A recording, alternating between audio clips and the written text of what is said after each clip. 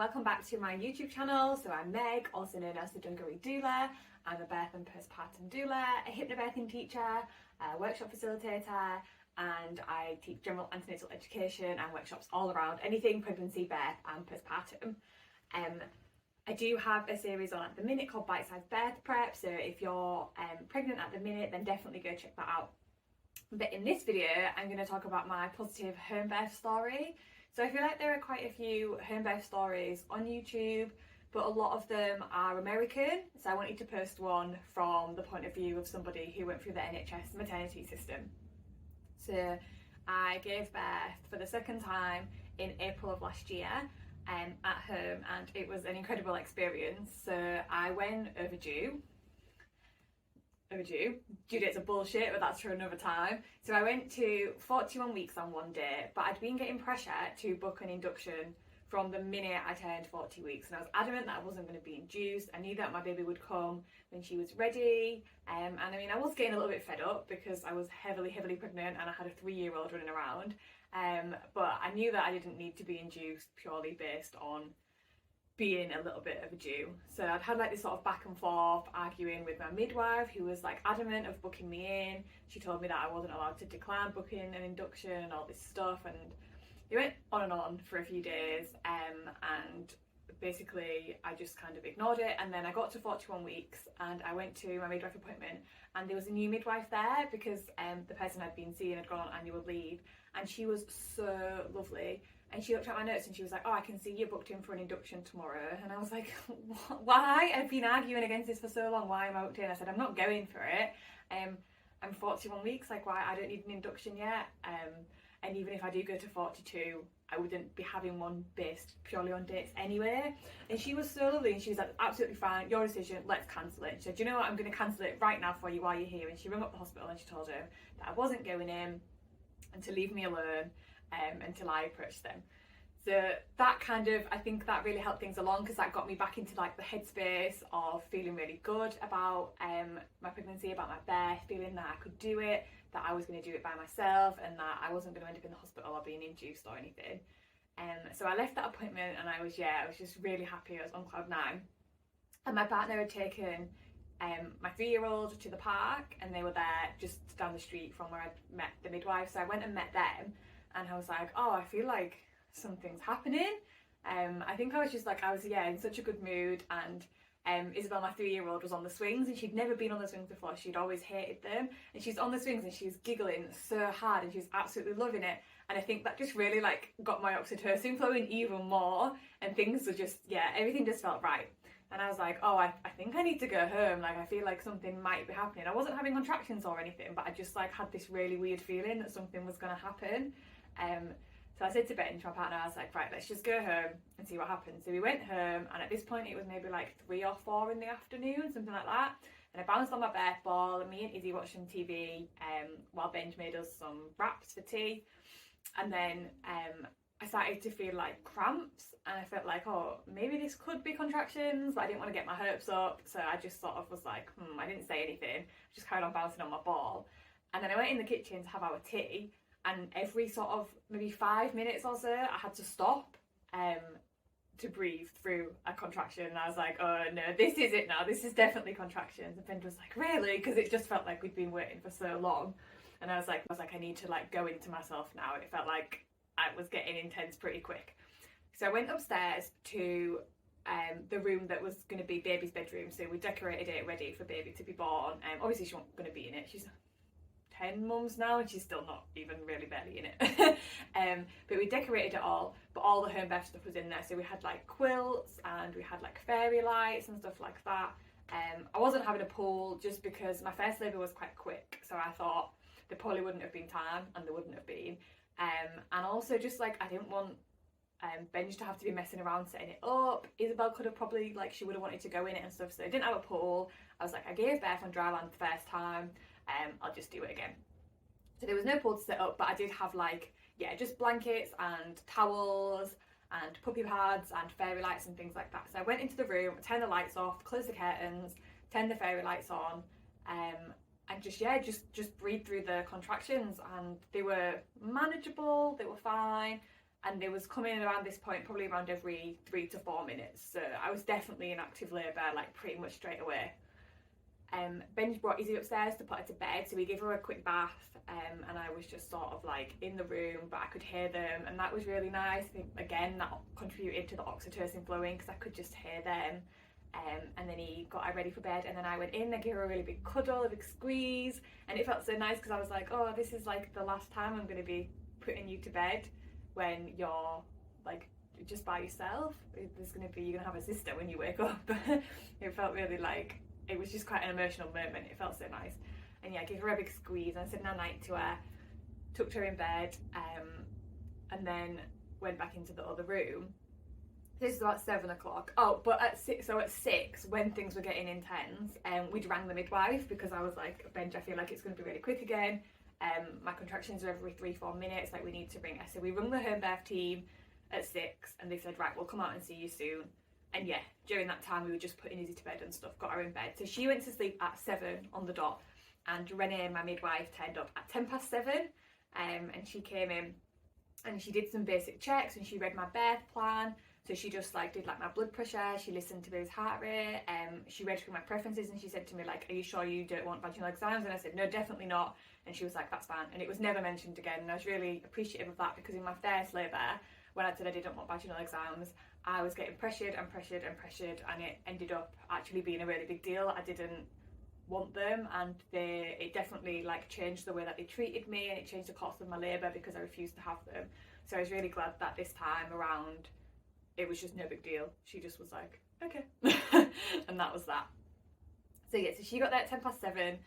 She did just checking my blood pressure, listened into baby, and then on my birth preferences it said I'd ideally just like to be left alone as much as possible. I don't really want anyone to speak to me.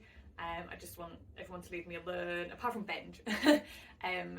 So Renee was like, right, shall I go sit in the other room? I'll do some paperwork and just keep away. And I was like, yeah, please, if that's okay. So she went in the other room.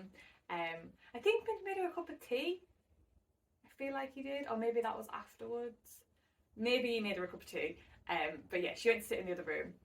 And this like pause in my contractions, and yeah, it was just my body being like, oh, you can't do it. And yeah, I was like, I'm so tired. And he was like, oh no, it's gonna be okay. And then all of a sudden I was like snapped out of it, and I could feel that something has changed, and I was like, that was transition. And yeah, my body just started pushing my baby out, and Renee came in and she was like, oh, something's changed, hasn't it? And I was like, oh yeah, I think I'm pushing.